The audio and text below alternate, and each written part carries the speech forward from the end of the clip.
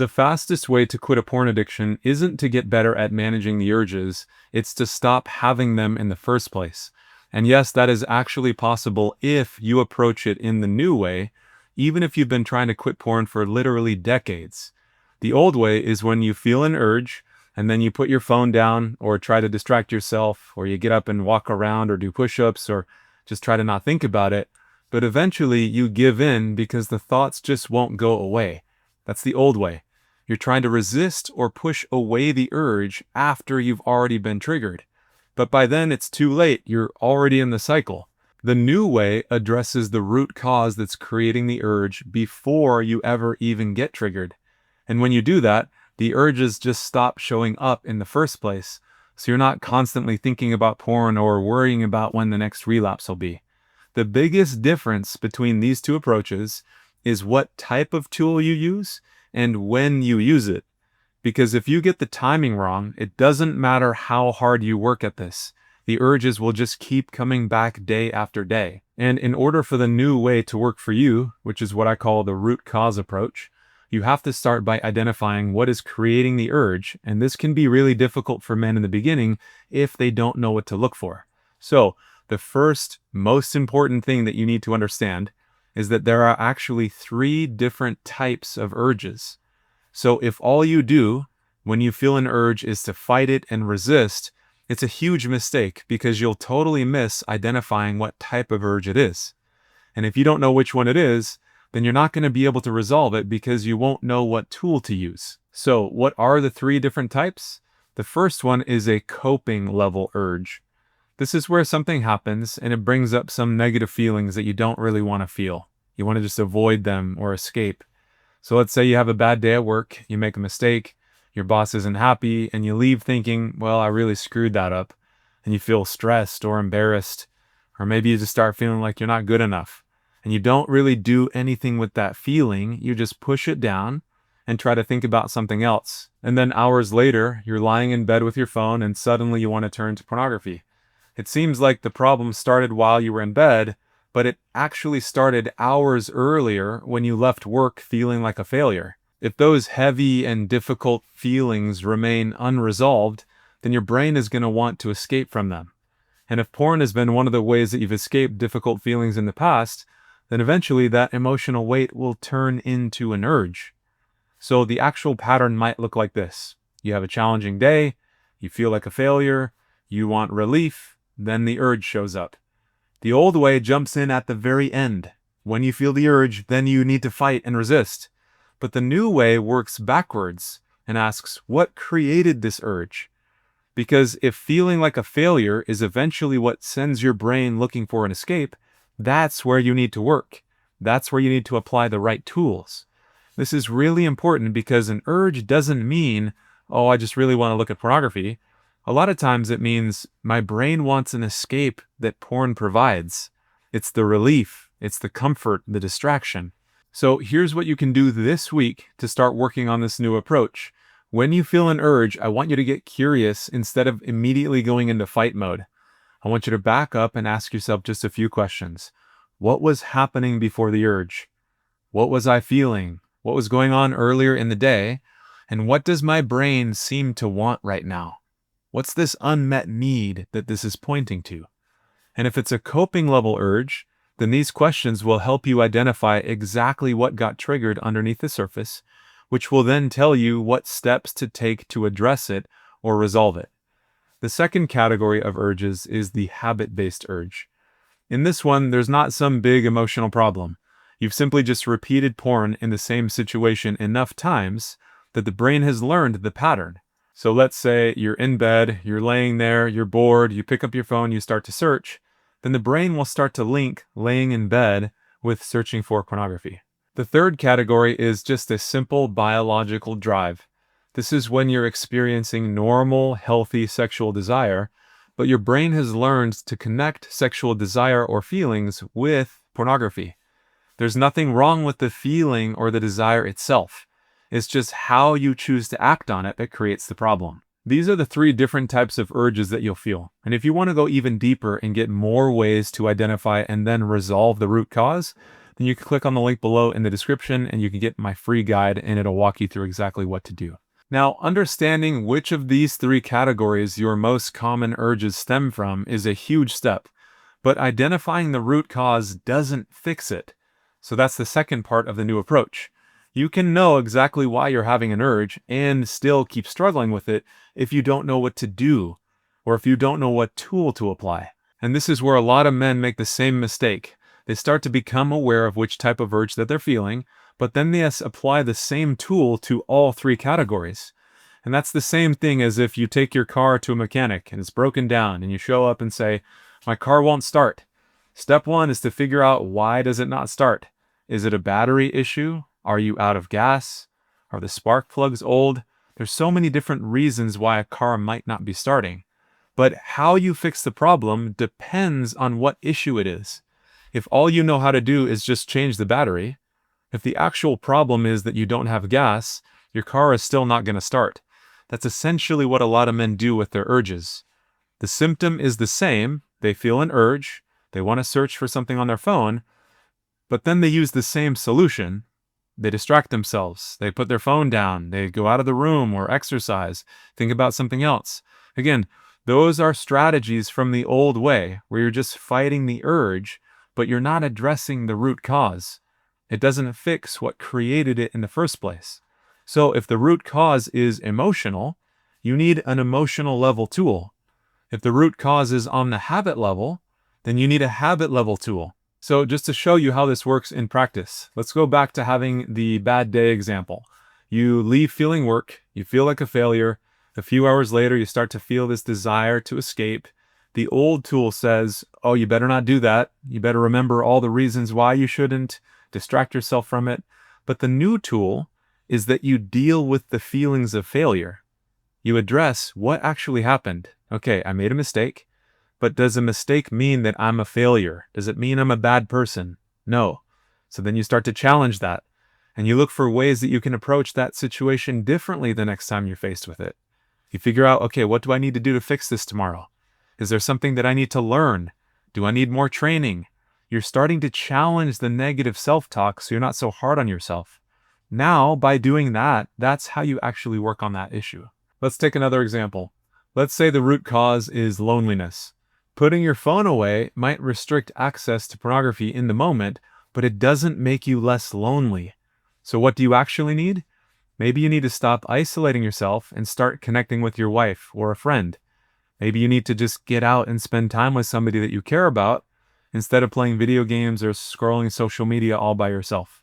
Now, obviously, if it's 11 p.m. at night and you have this trigger and you notice that it's loneliness, you probably can't call your friend, you can't go grab some food, but that becomes a very important signal or clue for what to put in your weekly plan. If you know that you tend to just get lonely, you build connection into your weekly routine. When you do this, you're getting that need met consistently, which means you won't be lying around at 11 p.m. thinking about how lonely you are because you just got that need met the day before, let's say, as you went to lunch with your friend. It fills that void with the healthy thing that you actually need. Notice how different these approaches are. You're not just focused on avoiding porn, you're focused on meeting the need in a healthy way that porn was just trying to numb out. So those are just some examples from the coping category. But let's say your urges are more habit-based, and this happens to you, I don't know, every night at 11:30, you're just laying in bed with your phone, and then you feel the urge in that moment. The first step is to do a scan and check in with yourself and figure out, where is this urge coming from? And let's say you discover that you're doing fine emotionally, you're not overwhelmed, you're not lonely, there's nothing that you're really trying to escape, it's just a habit. So the right step in this case is a habit level tool, which may mean you change your routine at night. One of the things that I do personally is I use this little device called Brick. It's basically like an app blocker where every day I have it right on my stairs. It's this little device that when I walk upstairs, I double click my phone and I brick my phone, which basically locks all of my social media apps. It locks Safari. And then when I go upstairs, I don't even think about it anymore. There's just enough friction to where I'm not going to go back downstairs to unbrick my phone so I can look something up quickly. I'll just write it down and I'll do it the next day. So instead of being on my phone at night, I just read, and it's much more relaxing, it's way more fulfilling, and it works great. But the reason why this works so well is because it addresses a simple habit level issue. It can be really easy for me to just have my phone and want to look something up real quick, check out a news headline or whatever. And then 40 minutes later, I'm like, why am I still scrolling Twitter or Instagram? Like, what am I getting here? And so, in order to make sure that I'm getting a good night rest, I don't want to have to rely on my discipline. It doesn't work. I just discipline my environment with the brick, and then the brick does all the work for me. However, I know what you might be thinking. Well, I've already tried this in the past and it didn't work. The reason why it didn't work is because you were probably not dealing with a habit level problem.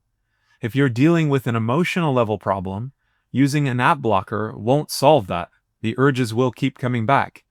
The key is to remember that habit level solutions, yes, they sound super simple, but they actually work if the urges stem from the habit category. Okay, so now what do you do if the urges stem from the biological category? Well, this is just your normal physical desire that we all have, and there are a few different options that you can use. If you're married, then you can obviously channel that into your relationship, which is a part of how you and your wife can get closer together. You can feel more connected. That's the reason for it. Well, one of the reasons for it, right? Procreation, obviously, but also it's a way for you to bond with somebody that you care about. If you're not married, or if you're not in a relationship, and you don't want to give in to pornography and masturbation, then the key is to develop the skill of mindfulness. And mindfulness is actually very simple. It just means learning how to sit with what you feel without immediately reacting to it. Think about being hungry. You can notice, I'm hungry, without immediately running into the kitchen and eating something that maybe isn't that healthy. You can just feel hunger in your body and just keep doing whatever you're doing. Maybe you're at work and you're like, oh, I'm really hungry, but you're like, okay, I'll come back to that. Urges work in the same way. You can notice, okay, I'm really feeling this physical desire right now. And instead of getting afraid of that feeling and trying to make it disappear or immediately acting on it to satisfy it, you can just notice it. You can just let it be. You can ask yourself, where do I feel this in my body? What is it actually feeling like? Is there tension? Is there curiosity? Is there anxiety? Just notice it without having to do anything about it. And the next part is really important. You're not going to keep feeding the pattern.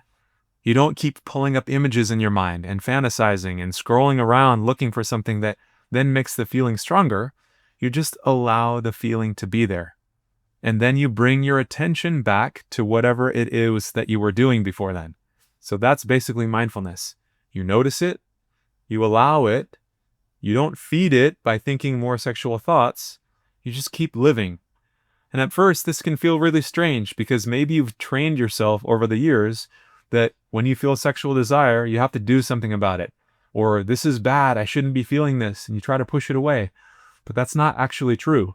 Sexual desire is a feeling that your body can have, and it doesn't automatically require an action. So the next time you notice sexual desire, you can just notice it without turning to porn. You're just practicing a new skill. You're learning that you can be okay with the feeling. You don't have to just get rid of it immediately. And you don't have to satisfy it. You don't have to fight it. It can just be there. And that's a really important distinction from willpower. Willpower says, I want this, but I have to force myself to not do this.